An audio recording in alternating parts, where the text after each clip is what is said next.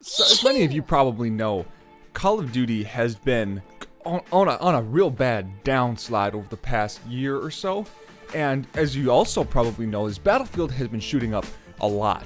And this is mostly because of the really good game of Battlefield 1. The previous release, Battlefield Hardline, was not that good, and that's what really kind of pushed Black Ops 3 up a little bit more than it really needed to be. But today, what I want to do is really kind of look at this. This is something that a lot of people are interested in, and it's going to be like the Battlefield effect of sorts. And I'm going to show you why Battlefield right now is doing so good, and Call of Duty is currently on that downward spiral. So there's just a few little things that I want to talk about here. If you're interested in this, if you're interested in my opinion, I hope that you guys like the video. Stick around, this is going to be interesting. So if you don't know, we're going to look at some dates here. Battlefield released in 2002, and it kind of just stayed under the table for a very, very long time. It was a game that people were buying enough to sustain the game, and there was nothing really special about it. People were really into Call of Duty because Call of Duty was released in like 2003, early 2003-ish, I think, and everybody was really into that. That's when these first-person shooters started really building up speed. I mean, Doom back in the day was really good at it, but when first-person shooters really started picking up steam is when Call of Duty started coming onto the market, which really suppressed Battlefield. Battlefield, like I said, was very, very under the table for a lot of years. And then if a lot of you know, Titanfall, these other first-person shooters started coming out later in the years. In 2014, Titanfall came out, and that was something that was kind of pushing in more of these first-person shooters. We could also talk about Destiny coming out. Destiny was also something that was really popular with people that enjoyed these first-person shooter games, and now that there's these other first-person shooter games that are getting introduced, everything else is starting to suffer just a little bit. Now, Call of Duty was doing very well for a long time, and like I said before, Hardline really pushed Black Ops 3, and also the reason that Destiny was kind of just releasing DLCs along the way, they were just releasing DLCs, kind of updating their original game, was really getting people interested in these new titles that were getting released, like Black Ops 3. Modern Warfare, all of the Modern Warfares could handle themselves. The Modern Warfares were great games. Ghost, of course, struggled a little bit, but because of the benefit of having these great multiplayer shooters like the Modern Warfare games, and then leaking into a little bit of a bad Advanced Warfare and Ghost, and then kind of springing back up with Black Ops 3, and then tanking with Infinite Warfare. We're talking about the tanking of Infinite Warfare right now, and then the uprising of Battlefield 1 to be specific. Now, I don't want to get too boring here with this, but if we're thinking about this, if you're into the first-person shooter market, you're noticing this trend going on right now.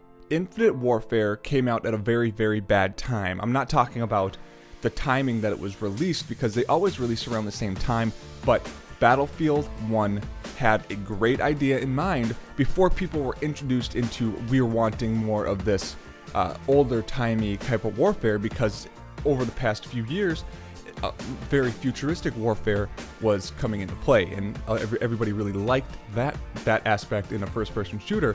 So when Infinite Warfare a few years ago started to get into development, they're like, let's just keep building on this trend of futuristic warfare. And then last year, people were deciding, nope, no, we want these old-timey battles, and Call of Duty was probably just like, oh crap, now what do? We need to release this title, and Battlefield 1 is going to do really well. Now, sales-wise, Call of Duty always outsells Battlefield. The reason being is because Call of Duty is very easy to play. I've said this before in a lot of videos, where Call of Duty is a game that's really easy to play, therefore when people pick up Battlefield, it's more of a team-based game, and it's more big, and there's all of these different factors that they have to really figure out to be able to play the game effectively, and that turns these kids off that are playing Call of Duty. I am a huge Call of Duty fanboy. I played them all.